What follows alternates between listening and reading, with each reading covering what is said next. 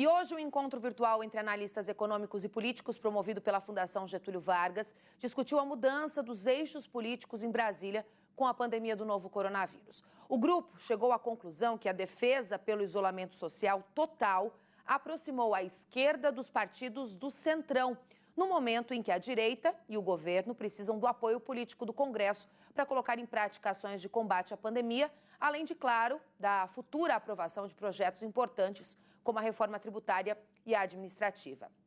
A gente vai ampliar o assunto com o cientista político da Tendências Consultoria, Rafael Cortes. Rafael, na sua opinião, além de tudo que o coronavírus tem mudado aí na nossa rotina, ele realmente está mudando os eixos políticos em Brasília, o cenário econômico na capital federal? Boa noite, Suelen, boa noite a todos.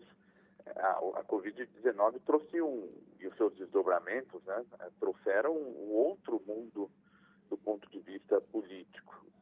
Um mundo cuja principal novidade é um risco de interrupção do mandato presidencial.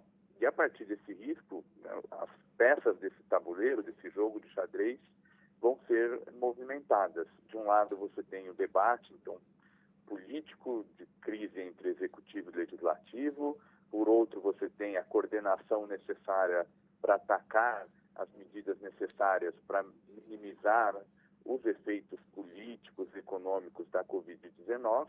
Então é um cenário bastante desafiador e o resultado desse jogo vai contribuir bastante para a gente entender como vai ser a economia brasileira em 2020, mas sobretudo a retomada, o formato da retomada econômica num cenário de normalização. É quase consensual de que a retração econômica para 2020 deve ser bastante significativa. Sim. O problema fundamental é como vai ser essa coordenação para que a saída seja uma saída o quão suave possível e a gente retomar uma atividade mais forte em meio a esse cenário tão desafiador. Rafael, e você realmente acredita em uma unidade do governo e do Congresso nesse momento para combater a pandemia?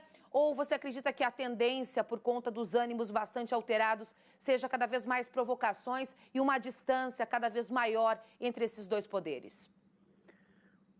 Infelizmente, o cenário de uma coordenação entre o executivo e o legislativo, e não só entre os poderes, também a coordenação entre os entes federados, então entre o presidente, os governadores e prefeitos, enfim, esse cenário que seria o ideal está muito longe de ocorrer, porque é uma conjuntura bastante incerta, é uma conjuntura que era polarizada e essa polarização apenas aumentou em função desses últimos acontecimentos e muito provavelmente ela deve se intensificar à medida que esse cenário econômico for se materializando, assim, à medida que tiver um acúmulo desse cenário de contração.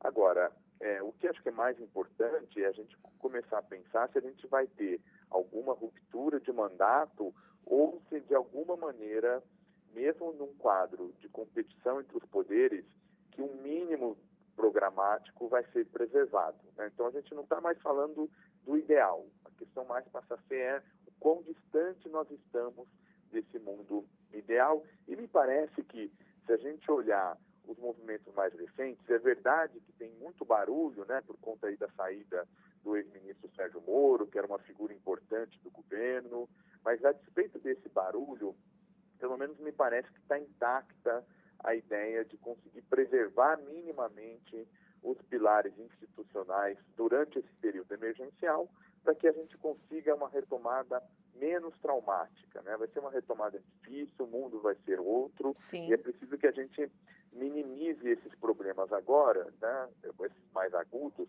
para que o horizonte seja um pouco mais positivo. Rafael Cortes, ele que é cientista político da Tendências. Obrigada, Rafael, pela sua análise, pelos seus esclarecimentos. Uma ótima noite, uma boa semana para nós. Eu que agradeço o contato, fico à disposição de vocês do Canal Rural e uma boa noite, Suelen. Obrigada. Boa noite para você também.